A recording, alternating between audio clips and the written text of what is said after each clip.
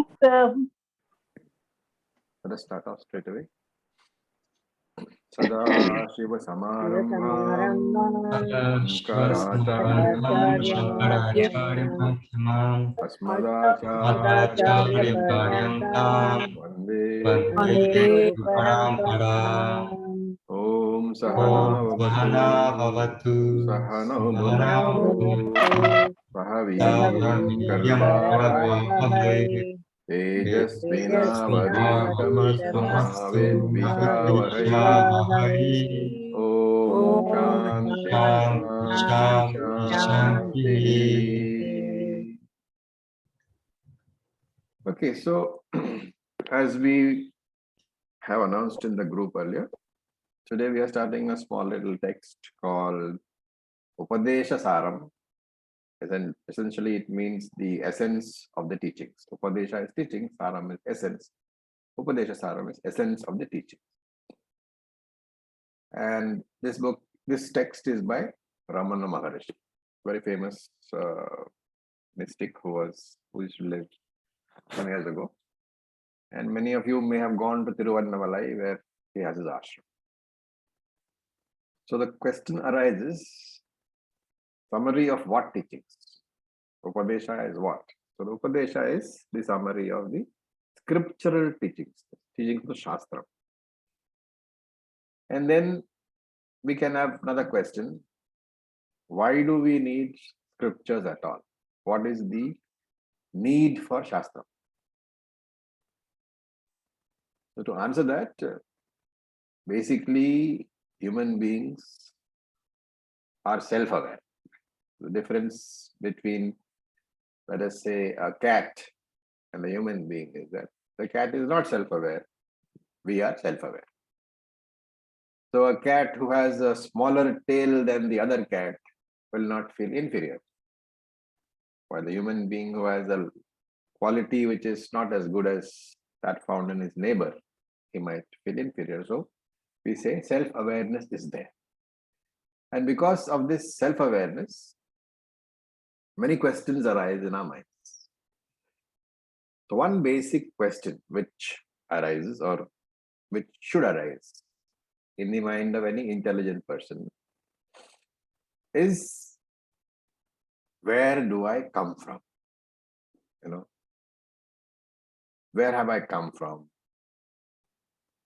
What is the purpose of my life on this earth? After the death of the body, is everything over? Or is there life beyond the physical death of the body?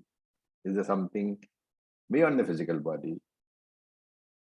Then that is as far as I am concerned. So Jiva, that is the Jiva.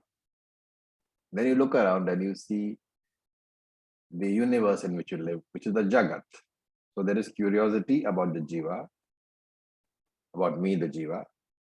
And then when I look at the Jagat, then questions like, what is the nature of the world? Is there a relationship which I have with this nature, with this Jagat? Is there any interdependency? I am obviously dependent upon the Jagat for so many things. Is the Jagat dependent upon me? So that's, what kind of Jagat is it? Where did it come from? Where will it go to? How big is it? All these things, all these questions will come. And then once you think of the Jagat, then obviously it is our experience that any product has to have a creator, right? There is no product without a creator.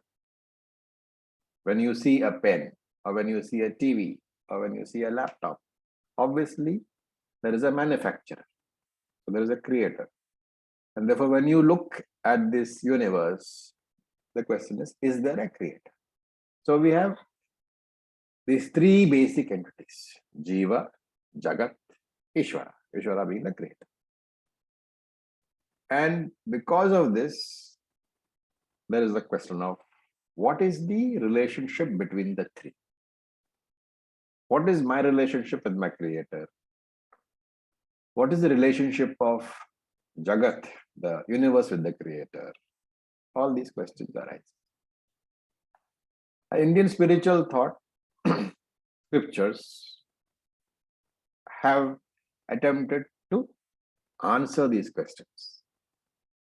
And these philosophical schools, they are called Darshanas. Darshanam meaning a vision.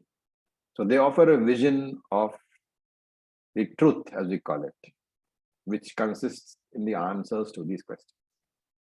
So in our tradition, we have darshanas which are divided into two basic categories: Aastika darshanas and Nastika darshanas. So Aastika is in the English books. If you read English philosophical books on the Indian systems of philosophy, you will find a word called orthodox. So orthodox refers to Aastika. Aastika, the literal translation is theistic, and Nastika is referred to in the philosophy books as heterodox. The literal translation is atheistic. So you have theistic philosophies, orthodox, Aastika. You have atheistic philosophies, heterodox, Nastika. Now, one important point here is that normally when you say atheist, it is taken to mean that there is no belief in the Lord. An atheist does not believe in God. But in the categorization of these darshanas, remember, all the darshanas are basically based on Veda. At least all the Aastika darshanas, the theistic orthodox darshanas, they are based on the Vedas.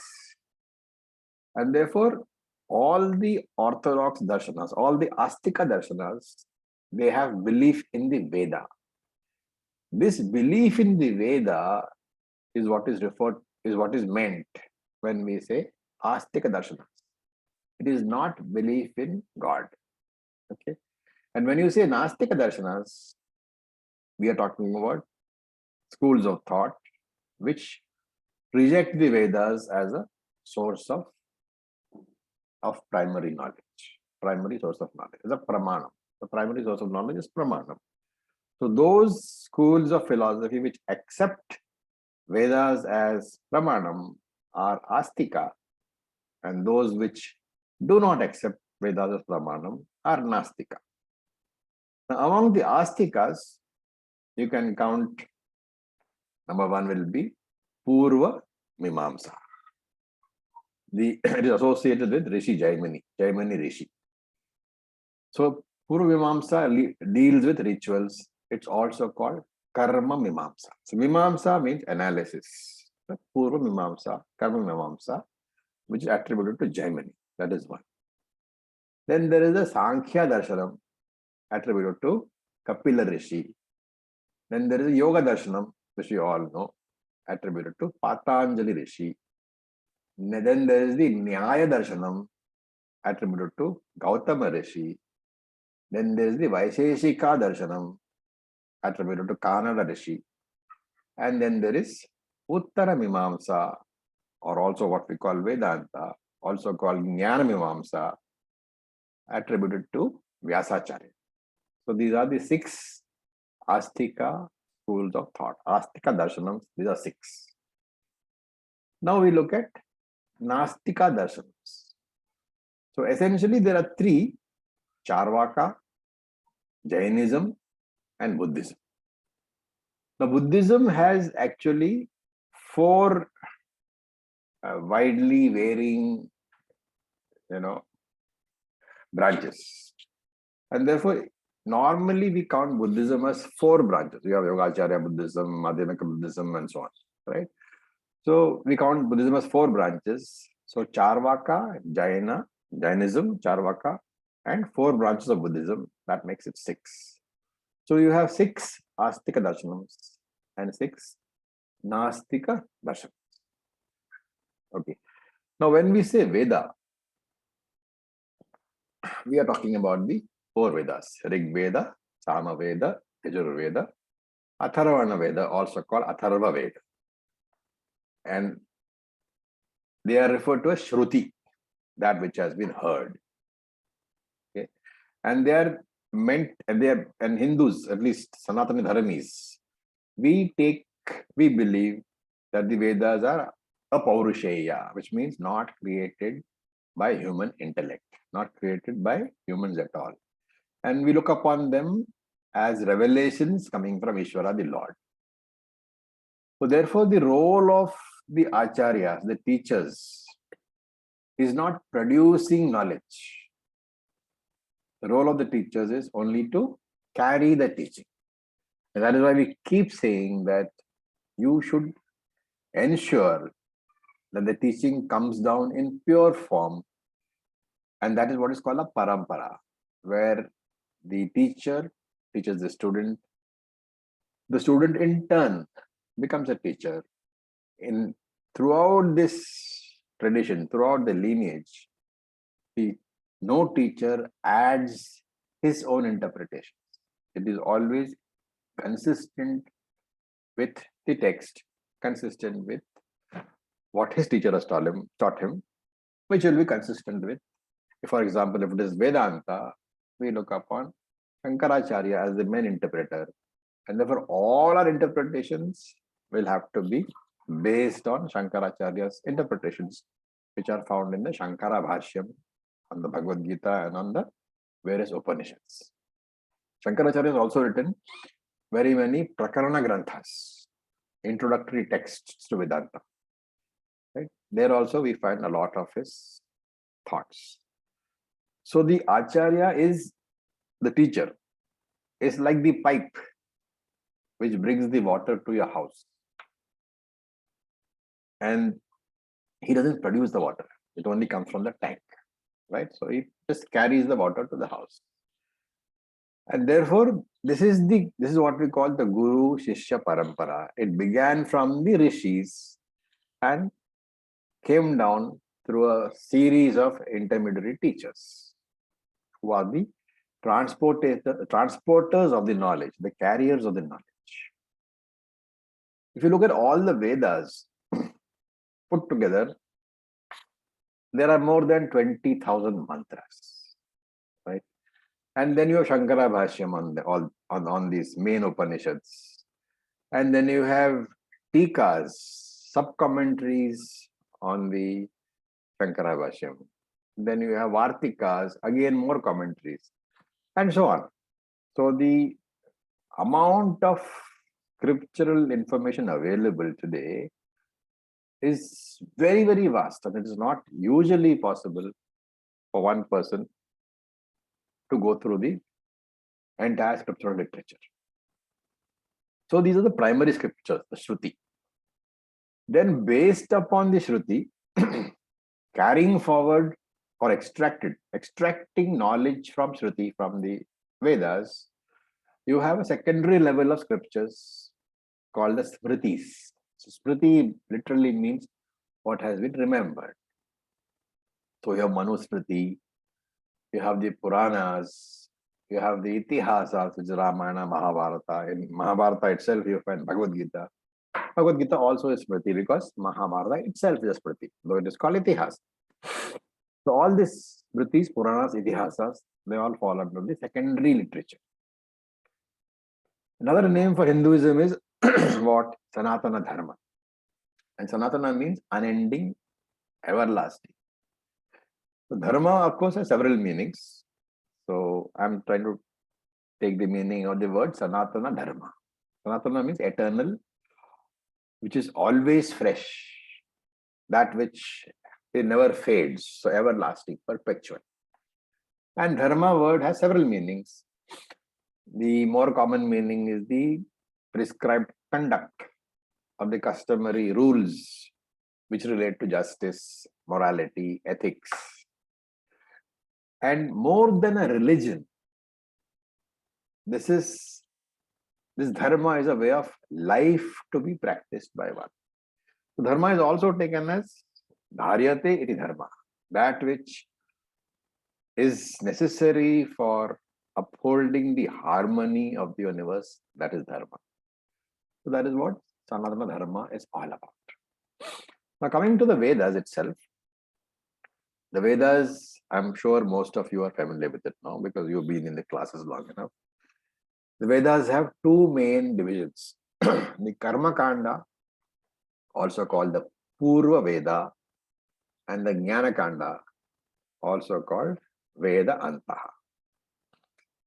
So Purva Veda and Vedanta. Purva literally means the initial part. Antaha means the last part. So the first part of the Veda and the last part of the Veda. That is what is meant by Karma Kanda and Nyanakata. Now Karma Kanda consists of various rituals, upasana, ceremonies, some of which are very, very elaborate. How they are to be performed, what are the rules applicable to them, these are there. Also, many parts of the Karma Kanda, especially Rig Veda, have various hymns, various mantras which are addressed to various gods. So they have to be chanted during upasana, during puja, all these things. These are the what is relating to the Purva Veda, the Karma Kanda part. They all relate to karma only, to action only. That is why they are called Karma Kanda. Now remember, one point to be made here is that when it is Karma Kanda, there are always two aspects of Karma Kanda. One is the knowledge and one is the implementation, right? For example, if Karma Kanda gives you, let us say, Putra Kameshti Yagnya. It is a ritual which is done by a childless couple for procuring a child. It is believed that if you do that puja, you will be blessed with a child. Putra Kameshti Yagnya. Okay. Now, obviously, the Karma Kanda will tell you exactly how that yagnya is to be performed. So what kind of bricks are to be used? Who are the priests? How many priests are required? What is the oblation? The entire very detailed list of how it is to be done, how the yagnya is to be done with the content. So that is the knowledge, right? But that knowledge by itself, will it give you any fruit? No. That knowledge, once you gain the knowledge of how to perform the yagnya, then what is required is that you need to convert that knowledge into action, implement that knowledge, which means actually perform the yagnya, and then only you will be blessed with a child. Okay, that's as far as Karma Kanda is concerned. Now you look at Nyanakata. So Nyanakata consists of the Upanishads. Nyanakanda part of the Vedas consists of Upanishads. Upanishads belong to Vedanta. But one small note here that today, when we use the Vedanta, not only are we referring to the Upanishads, we are also referring to two other texts. What are they? The Upanishads are there, the Brahma Sutras are there. Okay, these also we are looking at. Upanishads and Brahma Sutras we are looking at. And Bhagavad Gita. These three, the Upanishads, Bhagavad Gita and Brahma Sutras, taken together are said to constitute Vedanta. So we also refer to it as Prasthanatrayam, the three gates of knowledge, three paths of knowledge. And a proper study of Nyanakanda consists of study of all three. And of course, when you study Upanishads, you also study Shankara Bhashya. And when you study Shankara Bhashya, you study Vartikas and Tikas and all that. So that goes on. Luckily for us, all the Acharyas have done all this work for us. And therefore, we are able to teach extracting all that knowledge and not really having to go through all those Sanskrit texts. So this is the Nyanakanda part. The Upanishads, they give us the knowledge of Brahman. Brahman is the limitless reality behind the world. Okay. The word Veda itself comes from the Sanskrit dhatu, the root, with, meaning to know. And as I said, Sanatana means eternal, and therefore it covers all the systems of values which Hindus hold, all the rituals applicable to Vedikas. So all the value systems and all the rituals applicable to Vedikas. Vedikas are people who believe and follow the Vedas. Okay. One more point. Vedas, I said, are apaurusheya. They have not been created by human mind, human intellect, and therefore they are said to be given to us along with the birth of the universe. So Vedas are believed to exist as soon as the universe is born. Veda is also handed over, and therefore no beginning, no point of when it started can be assigned to Sanatana Dharma, which is another reason why it is known as Sanatana. It is eternal, doesn't have a beginning at all. Now, remember, many authors, when they use the term Vaidika Dharma, they also mean Sanatana Dharma. So, some authors use these terms interchangeably, Vaidika Dharma and Sanatana Dharma. Since Vaidika means it has flown out, it has flowed out of the Vedas. It is interpreted as something which is extracted from the Vedas. And therefore, again, I am saying that the Veda is the primary root of all these teachings. Everything else is only extracted.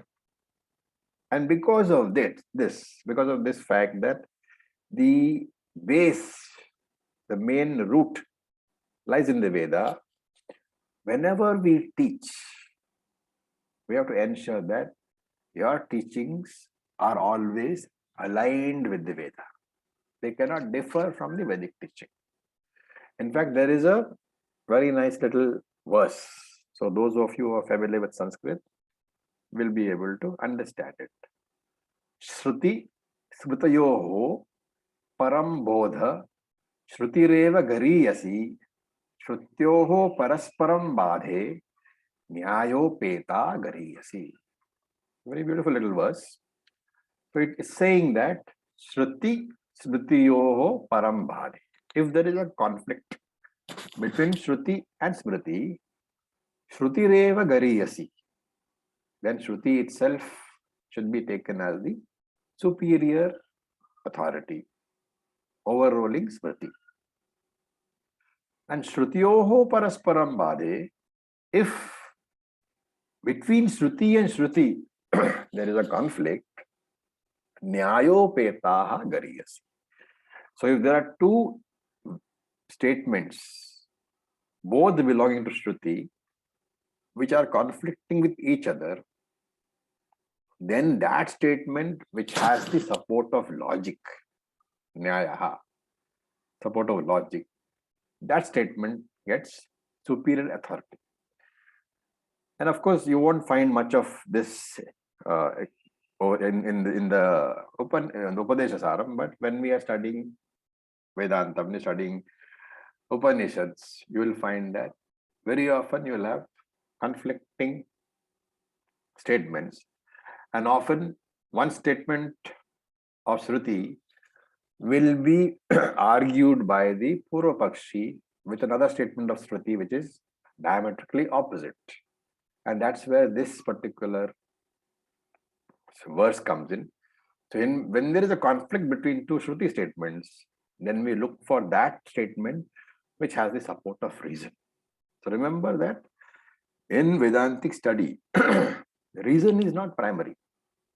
Shruti is primary. Reason, logic, has got supporting authority. So logic is used to support the Shruti. Basically, the Pramanam is Shruti. And to understand and to argue, we use logic. Okay. Right. Now look at Karma Kanda. So Karma Kanda has various parts. So there are rituals. Rituals are physical ritual is there. That is puja. Then verbal ritual is there, that is japa and parayanam, and mental ritual is there. So basically, physical karma, verbal karma, and mental karma are part of karma kanda. The physical karma is puja, homam, all those things. Verbal karma is the japa and the parayanam, the chanting, the repetition, the repetitions. And the mental karma is the meditation. The mental repetition, it may be exactly the same as you are doing in the verbal repetition, but this is mental. So in Sanskrit, Kaika, Vachika, and Manasika karma are part of Karma Kanda.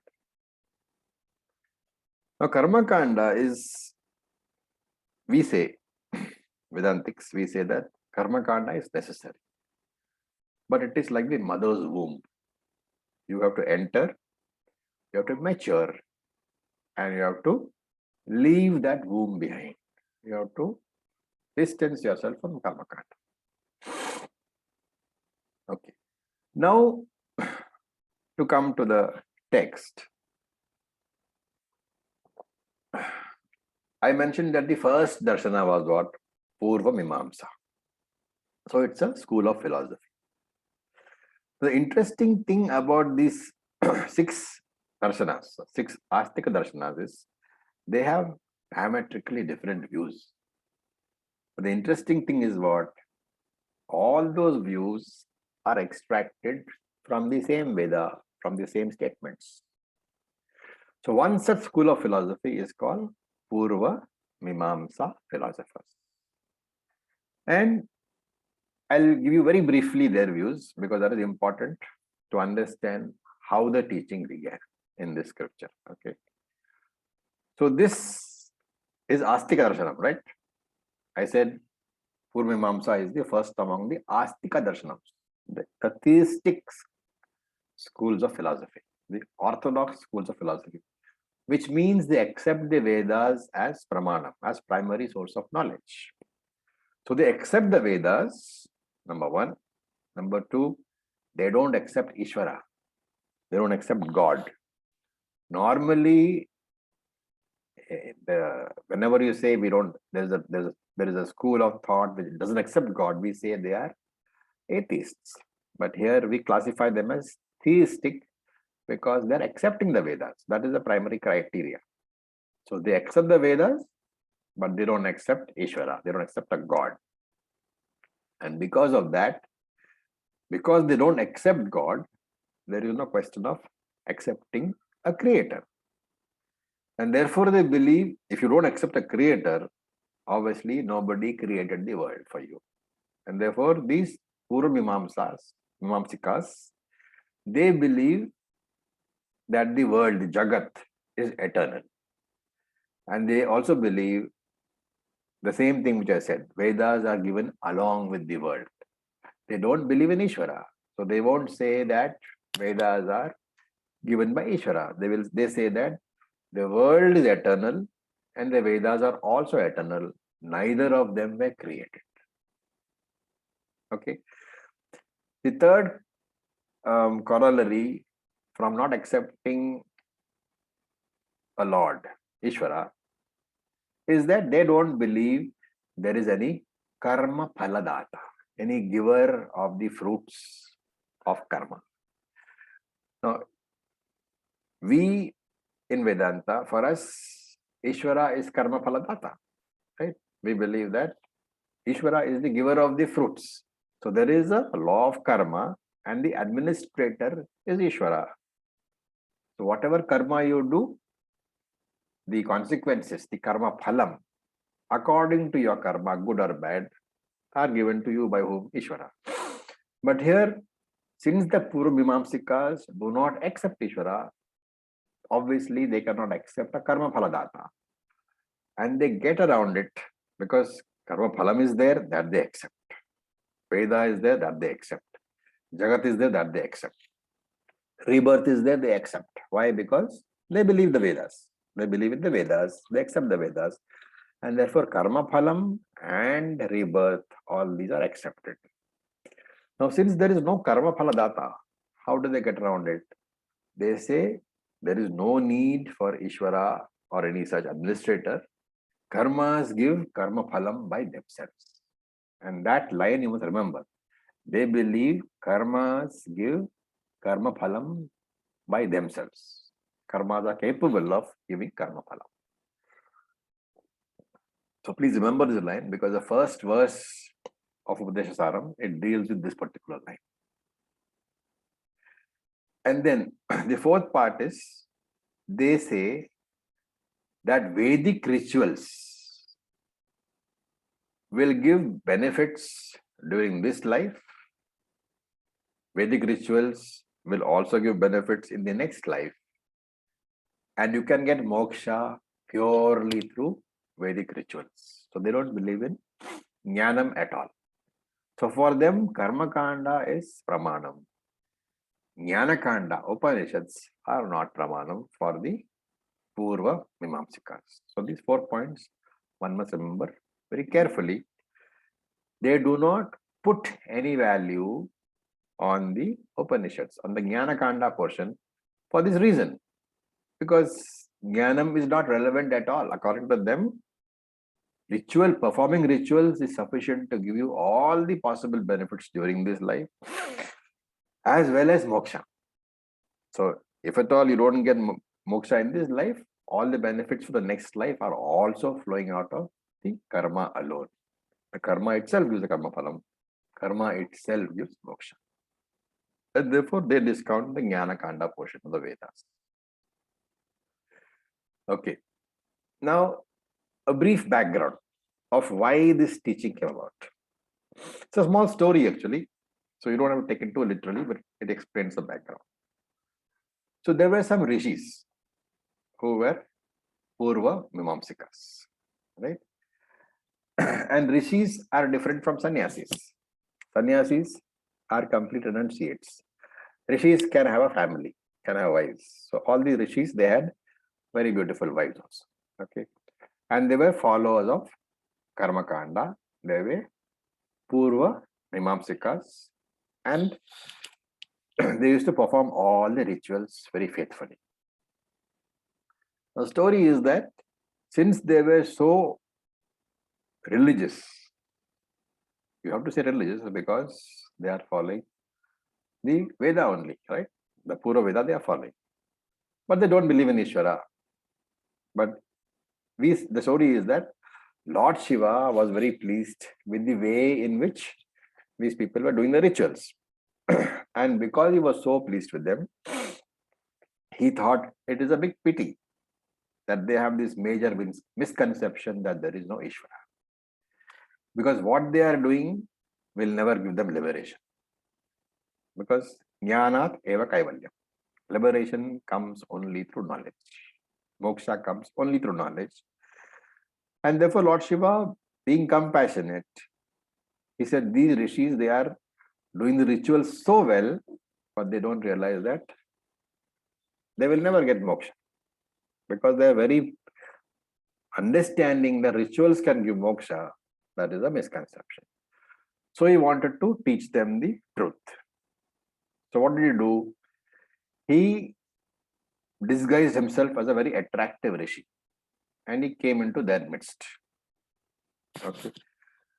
Now this divine attractive rishi, when he came into the midst of all these old rishis, the story goes that all the wives of the rishis, the rishi patnis, they were all enamored with the Lord Shiva rishi, and they all came and stood around him. The other rishis, they felt jealous, they all got angry, and they decided to teach this impostor a lesson. Remember, they are rishis. They have got all divine powers because of all the rituals that they have done. So they all fought with Lord Shiva with all their divine weapons and all those things. But of course, Lord Shiva is Lord Shiva. And therefore, all the rishis were defeated without a scratch on Lord Shiva Rishi. When they were thoroughly defeated, these rishis realized that this attractive rishi before them was no ordinary rishi. And therefore, they fell at his feet and begged for forgiveness and asked what they could do. And then Lord Shiva gave them the teaching. What is the teaching? Ekam Sarvam Brahman. That there is only one Brahman. The entire teachings which we have seen so far in Atma Bodha and Bhajagovindam and Bhagavad Gita and Upanishads, all this teaching was given by Lord Shiva to the rishis. And of course, having learned the correct way, having learned Jnanam, the rishis no doubt followed Jnanam and got moksha. So that's the end of the story, right? Now, this whole teachings, the entire set of teachings which Lord Shiva gave the rishis, these have been compressed into 30 verses by Ramana Maharishi. So this Upadesha Saram is 30 verses compressing all these teachings. So you will find that the teachings are in very compressed form. Again, like Bhajagovindam, like Atma Bodha, it is giving you an overall view of the entire scriptural journey. And again, I will request you all, don't think that because you have done Upadesha Saram, you know Vedanta completely. Don't think that because you have done Bhagavad Gita, not because you have done Bhajagovindam or Atma Bodha, that you are experts on Vedanta. They are not. These are all Prakarana Granthas. They introduce at a very high level, they introduce the whole summary so that we know in which direction we are going. And the deeper study at the Bhagavad Gita level or at the Upanishad level, wherever we change track, we have to recall this Prakarana Granthas and see in which direction we are going. So in Gita, Krishna says, Vyavasaya Atmika Buddhi. You must know which is your direction. You must know the next steps. The whole purpose of the Granthas, Prakarana Granthas, is to give you this basic background, show you the road from a view of the sky. From an airplane, you see the road. And then you know which is the direction in which I must go. And then, as and when deeper study is undertaken at the Bhagavad Gita level, at the Upanishad level, we don't get confused. So these 30 verses, they bring out the teaching in 4 capsules. The first one is Karma Yoga. Second one is Upasana Yoga, which we already know. The third one here is Ashtanga Yoga. And the fourth one is Jnana Yoga. So we already know that Karma, Upasana, Jnana. So here Ramana Maharishi introduces Ashtanga Yoga also. So these are the 4 basic levels: Karma Yoga, Upasana Yoga, Ashtanga Yoga, and Jnana Yoga. The first 3 levels, that is Karma, Upasana, Ashtanga, are preparatory levels which have the objective of giving you Chitta Shuddhi. The 4th Jnana Yoga is the sadhana, actual sadhana, direct sadhana, which will give moksha. So this is in very brief, the background of the text. I can break for a few minutes if any questions are there before we start the first verse. Acharya. Yeah. So when Vedas are there, so I've been having this doubt, then why Darshanas? What is the purpose of Darshanas? How would you understand the Veda without a commentator? Okay. Vedas are very, very obscure. Not only is the Sanskrit obscure, the language in which they're written, they are also very obscure. So you definitely need the commentators. They are Darshanas. Each person is interpreted according to his own trend. Some people make it dualistic, some people make it more than dualistic, some people make it non-dualistic. There are different ways of interpreting.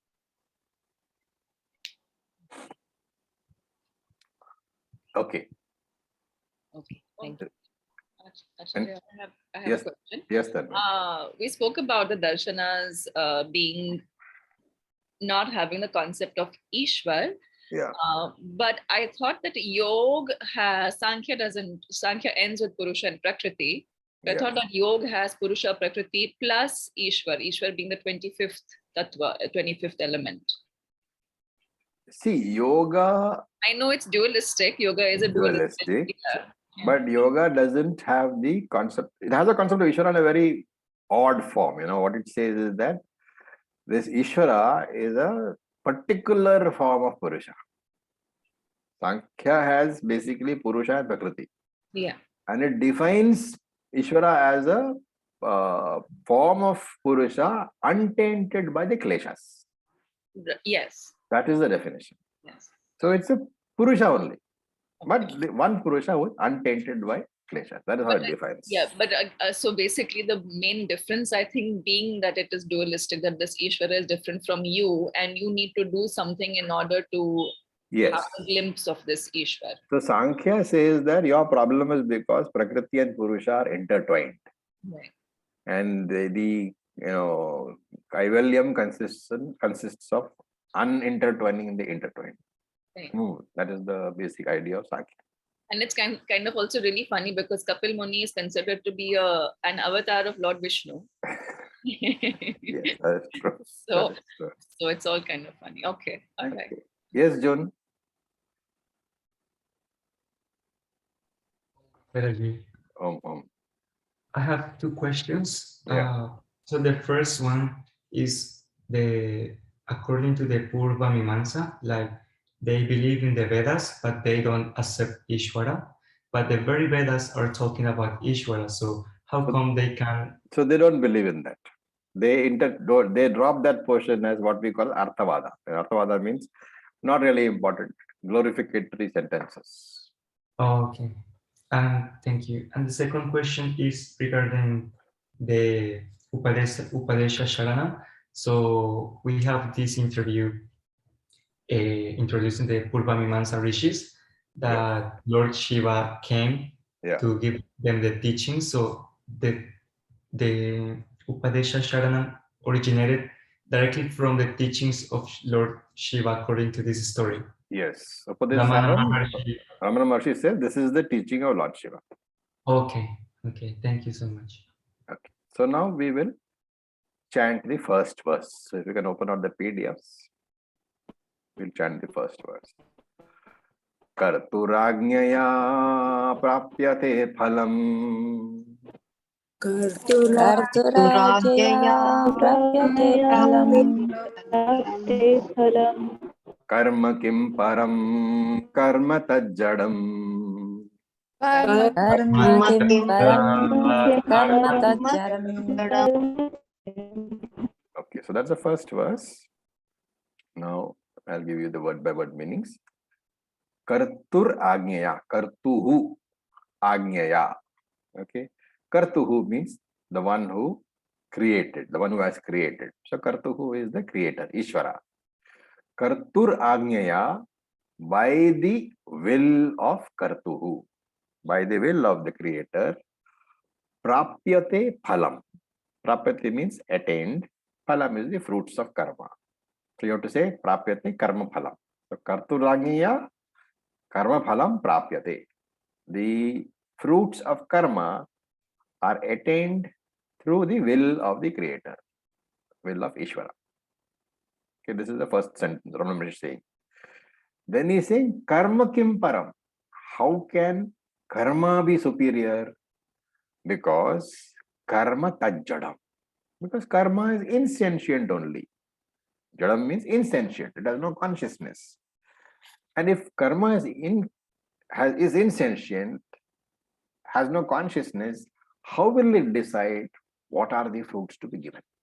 So very beautiful little, in one sentence, in one verse, Ramana Maharishi has dismissed that entire philosophy, which says that you don't need a karma phaladata.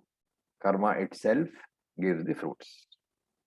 So kartuhu is the karta here. It means jagat karta, which means creator. Agneya means his will, his decisions. So karturagnya, the decisions of the creator. So Ramana Maharishi has demolished that particular argument that the world has always existed and requires no creator, and that karma gives fruits by itself. just simply by using the word kartu, that one word. Now, if you want to look at it logically, there is, for example, science which says that the universe is a random creation. Okay, it is just happened to be there. It's all right, but science has never been able to give any scientific proof that it is a random creation. And if you look at it logically, 1,000 different laws govern the universe, right? 1,000 different laws, small laws, are the reason why the earth supports life. So the earth is revolving around the sun at a particular speed, 67,000 miles an hour or something. The earth is revolving around its own axis. Now, just imagine the possibilities. Supposing the orbit shrank, random theory. Supposing the orbit shrank and the earth moved closer to the sun, what will happen? All of us would be promptly toast, die immediately of heat. Supposing the orbit expanded and we moved away from the sun, you would be frozen to death. You can pick up thousands of such laws. Gravitation law, the atmosphere, which keeps out the sun's harmful rays. So there are 1,000 different natural laws because of which we are alive, we are able to sustain our life over here. It's very meticulous, all these laws. And therefore, Ramana says that to say that there is a random theory of creation is not logically acceptable. For one thing, how can anything be created from nothing? Right? Somebody has to create. Things don't create themselves. So, only by the will of Ishwara is karma phalam determined. Why? Because karma is inert. Karma has no consciousness. Why do we say that? Because to determine the phalam of karma, which is punyam or papam, what is the determining factor?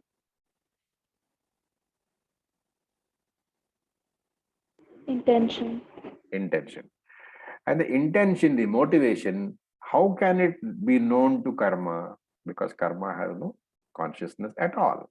Karma is not sentient, and therefore it is not capable of knowing that particular intent with which the action was done. How can any any karma phalam be attributed to a particular action by karma itself? And therefore it says karma tajjadam.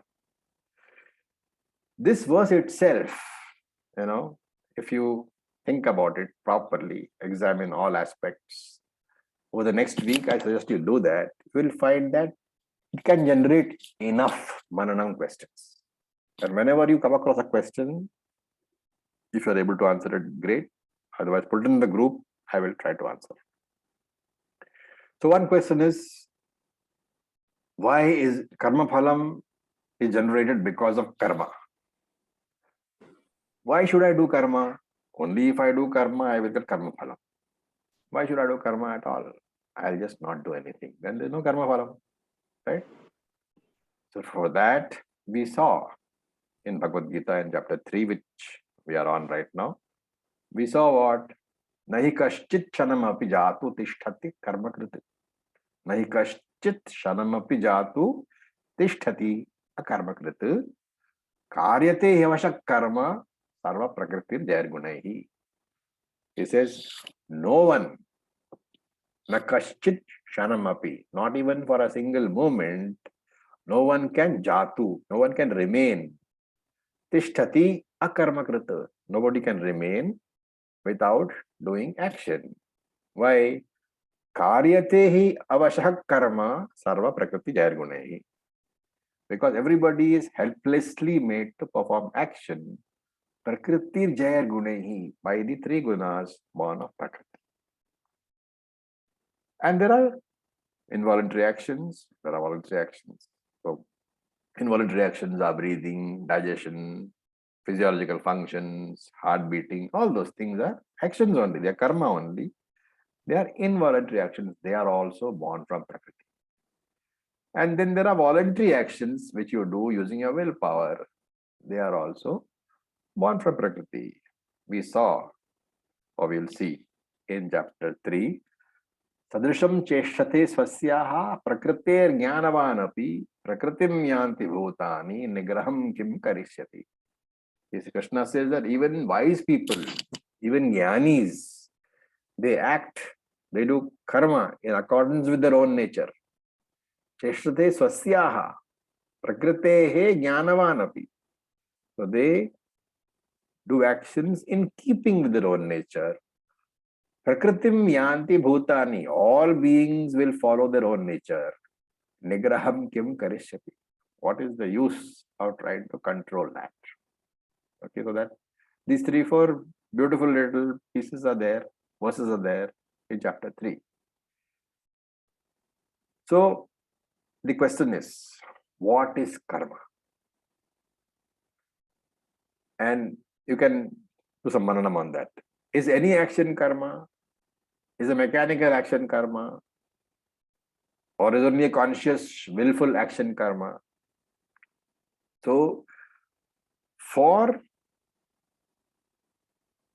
fitting into the law of karma, for being able to say that this karma will get some karma phalam, the key is that free will should have been used. Swe ichha, free will should have been used. And the key to the understanding of the law of karma is the use of free will, right? So every karma, I think we have had this discussion before, but for those who have not had, I'll go through it. Every karma can be divided into 2 portions. The visible karma called the drishta karma and the invisible motivation called the adrishta karma. So each part of this has a corresponding result. So the visible karma has a visible result. So drishta karma has drishta karma phalam. Adrishta karma, the motivation, has got adrishta karma phalam, which is otherwise called punyam or papam. And therefore, it is the adrishta karma phalam which determines the motivation, which determines whether you get papam out of your karma or you get punyam out of your karma. So remember that drishta and adrishta phalam, to understand that, the drishta action, the visible action, need not correspond with the motivation, right? I give the example of a person who is walking down the road and he sees somebody else coming towards him, and behind that person a motorcycle is coming up fast. So this person does not have the time to call out and warn him, so he just pushes him away. He pushes him out of the path of the oncoming motorcycle. So in pushing him, what happens is that the second person falls and hurts himself. So there's a drishta action, the pushing. The visible action is the pushing. The visible result is what? That person is hurt because he has fallen down and broken a leg. But the adrishta, the invisible motivation was what? To save him from being hurt badly by being hit with the motorcycle. So here the visible action is negative, but the motivation being positive, he will get punyam, not papam. And similarly, you can, cook up an example where it works in reverse also. Okay. Now, what are the advantages of karma? Karma has 2 major advantages. The spiritual one is that karma done as Ishwara Arpanam, in the spirit of a karma yogi, purifies your mind And also karma helps other people. And karma also has limitations. So there are three defects which we keep talking about. One is called dukkha mishritatvam, mixed, mixed sorrow and happiness. The happiness that you get when you achieve something through karma is always mixed with the sorrow, the pain of the effort. And also, so while enjoying an ice cream, for example, you are worried about your throat getting infected because of the cold, right? Or the fact that with every bite of the ice cream, the available ice cream is reduced. So all that is part of the dukkha mishritatvam, happiness mixed with pain. Then there's something called atripti karatvam. No accomplishment, no karmic accomplishment can satisfy you fully. All happiness that I get through karma is in the nature of agama payinaha, coming and going. So they will come, they will go. And not only that, no accomplishment can satisfy you fully forever. Once something becomes, you have done it 3-4 times, you get bored and look for something else. The same karma phalam does not satisfy you anymore after some time. For example, Shastra says that if you do punyam, you go to heaven. So one might think that's a great solution, right? But when you think about it, you realize it is not. Because what takes you to heaven is the punyam. And when the punyam is exhausted, then you come back to earth to take a fresh birth. This you saw in chapter 8 of the Gita also. Right? So this is peculiar to certain philosophies. Many philosophies will assert that heaven is a permanent residence. Once you go there, you remain there permanently. We don't say that. We say that your ticket, your visa is dependent upon how much punyam you got. When the punyam is exhausted, the visa expires. So that is the second limitation. The third limitation is mandakatva. Because of the karma, because of its phalam, you get attached. You attach to money, you attach to fame. Every attachment is a bondage, because when the object of attachment goes away, you are unhappy. And therefore, every attachment is a bondage. And the last and final limitation is that karma cannot give moksha. To give moksha, what is required? You require to understand what is bondage. Bondage here, Vedanta says, bondage is the idea that I am not free, that I am a jiva. And Shastra tells you that that understanding is wrong. You are not a jiva, you are Brahman itself. And therefore, only jnanam can give you moksha. Therefore, since karma doesn't have anything to offer by way of jnanam, it cannot give you moksha. And therefore, Ramana Maharishi says, karma tajjadam. Karma is insentient, and therefore karma cannot give you any results at all. There necessarily has to be a karma phaladata, an administrator for the law of karma, who will give you the appropriate result because he knows what is the motivation behind karma. So with this, we'll stop for today. Any questions we can take? Acharya, when Ramana speaks about the karma phaladata, he talks about Ishwara as the law of karma itself, right? Not somebody sitting in judgment of. No, it's as the law of karma. It is, the law of karma is said to be the hands of Ishwara. Yes, yes. So it's like you have the Indian Penal Code. Right? Now the penal code is where the punishments flow from. But the judge, based on the penal code, he handles the punishment. So Ishwara has no choice in giving you better karma phalam or not. His hands are tied by the law of karma. And that's why they say his hands itself are the law of karma. Right. Om Acharya ji, Yes, I have a Rinkel. question. Yeah. You mentioned that in Bhagavad Gita, Bhagwan says that, even the wise is taken by his gunas and what can restraint do. Yeah. At the same time, we are speaking of, free will. Yes. So free will to control our actions. Yes. So I found it a little contradictory. Could you please That's explain because it? you have not come to the Bhagavad Gita. The Bhagavad Gita, that portion. That particular portion. Because it's a very long discussion. So we'll save it Right. for that. Okay. Okay. Thank you. Raviji, Yes, Pandana.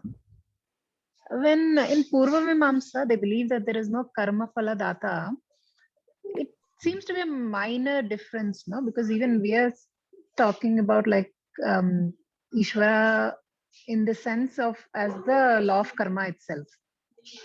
Ishwara is the administrator. He is bound as much bound by the law of karma as you are bound by it. Remember that all this falls under Mithya Prapancha only. The law of karma, the Jiva and Ishwara. They are all under Mithya Prapancha. For the functioning of the Mithya Prapancha, you have to have an administrator, Karma Paladata. I was thinking from the sense from when we reach the Upanishads, Yeah. we are negating this now, right? Like that there is a separate Ishvara. No. That's not a correct conception. We are saying that there are two levels. There is Paramarthika level, the absolute level of reality, and there is Vyavaharika level, the transactional level of reality. All these things, Jiva, Ishwara, Jagat, they are all transactional level of reality, which is Mithya. Mithya doesn't mean doesn't exist. Mithya means exists, but depends on Brahman for existence. So it is like having a bangle. You can't say bangle doesn't exist, right? Because bangle is actually gold. But bangle you are using to put on your hand. And therefore bangle exists. What you are negating is the independent existence of the bangle. Had you said the bangle exists independent of gold, then what is the problem? You should be able to extract the bangle and leave the gold behind. That is what is being mentioned here. This Mithya Jagat, you cannot extract it from Brahman. But at the same time, it is not Brahman. So Brahman is the world, but the world is not Brahman. Also, this is it's the first verse, and I think it will go through the whole process any which way, right? So it starts off with that, but it Starts with that, it will give you through the whole spiritual journey it takes you through, the entire spiritual journey. Acharya ji, when we use our swecha to come to this learning part of the spiritual, these teachings, that's a karma. That's also a karma. That is the swecha, exactly. It is the action done by you based upon your prarabdha. I will ask again, sir, when we come to this class with a swecha to learn, that's a karma. Of course. And only when we assimilate, it becomes jnanam. See, coming to the class, you have to break it up into its components. What are the karma part of it? You are coming to the computer, you are putting it on, you are sitting over there. All that is the karma part. And that's the drishta part. That is the drishta part. Also, remember that there is a very important difference over here, that all activities involved with Shravanam are your karma. But Shravanam itself is not karma. It is very important to understand that. In Shravanam, what is required is a focused mind. If your mind is focused and your ears are open, you have no choice but to hear the words which I say. Right. There is no will being involved over. There is no willpower involved. No swecha is involved in listening to the words. Providing your organs are in good condition. So I'm saying organs here mean your ears are in good condition. They're clear. Your mind is in good condition. Means your mind is backing up your ears. If your mind wanders, the words will fall upon your ear, but you will not hear. That means. But there are times when the mind wanders. So then that your definition is gone, right? Your mind is not backing your ears at that point of time. Then your action in bringing back the mind to focus, that is an action. But once the ears are being backed up by your mind, there is no action which you are doing. You are just sitting there with a focused ear and a focused mind. Don't think Shravanam is an action. It is not. Okay. Shravanam is like, it's like fire, When you put your finger in the fire, you say the fire burnt me, but fire doesn't really burn you. It is the nature of the fire to burn. So it is the nature of the focused mind to receive information and process it. Yes. That is why we say Jnanam involves no karma at all. You cannot say listening is karma. It is not. Okay. Thank you. Okay. Yes, June. So if we mention that Ishwara is as much as us bound to the law of karma, but only human beings have free will. So how does karma law applies to Ishwara? In the sense that it's like the judge. Can he give you a punishment which is not there in the Indian Penal Code? He can't. And therefore, Ishwara can only give you what the law of karma decides. The law of karma is there. Ishwara is bound to act in accordance with the law of karma. So in the first verse, when we say by the will of the creator, the fruits of karma are given, it's not his real will, it's just... It's the action in accordance with the law of karma. Okay, thank you. The choosing which is the, out of the various, karmic phalams, which is the appropriate one according that somebody has to make the choice, right? That decision is taken by karma phaladata. Om Acharya. Yes, Indiraji. So, in this whole concept of Jiva Jagat Ishwara, so how do I understand the roles of, Vishnu, Shiva, and Brahmaji? So, this I hear only them in Puranic stories, but we hear very often. I think this is the first time I hear about the Shiva, the knowledge coming from, where we hear in Hatha Yoga, the knowledge coming from. So, Not really. Actually, there are two very clear what we call paramparas, one flowing from Vishnu and one flowing from the sannyasi parampara, which flows from Lord Shiva, and the Grahastha parampara, which flows from Lord Krishna. So it's, and really to speaking, to try to distinguish between Vishnu and Shiva is not really understanding what Ishwara is. Ishwara has three functions: the creation, maintenance, and destruction. These are three: Brahma, Vishnu, and Shiva. So, can I understand that end of the day, all three put together is Ishwara? It's like how father is a CEO at office, how. Yeah, they're all different, roles, and they're called by different names. Okay. Acharya, if I may interject here. Yes, please. In fact, in the Shiva Puran, I don't really remember the exact adhyaya and the number, etc. But it is said that the one who considers Vishnu as separate from me is a great sinner. And in the Vishnu Puran, it is the same thing is said, that the one who considers Shiva as separate from me is also a great sinner. So absolutely. In fact, those of you who chanted that Vishnu Sahasranamam with Shivani would know that what is one of the names of Vishnu?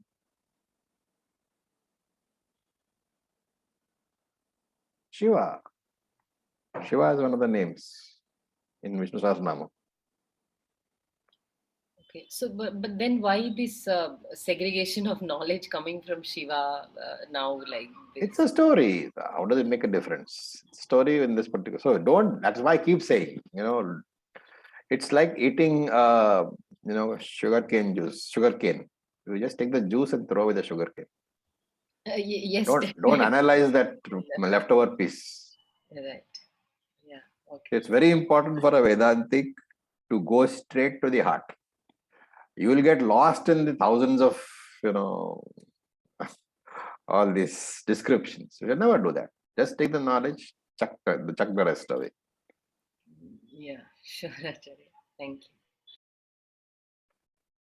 you. Okay, so with this we'll stop. Thank you for your patience. Om Purnamadav Purnamidam Purnat Purnamudachyate Purnasya Purnamadaya Purnam Eva Vashishyate.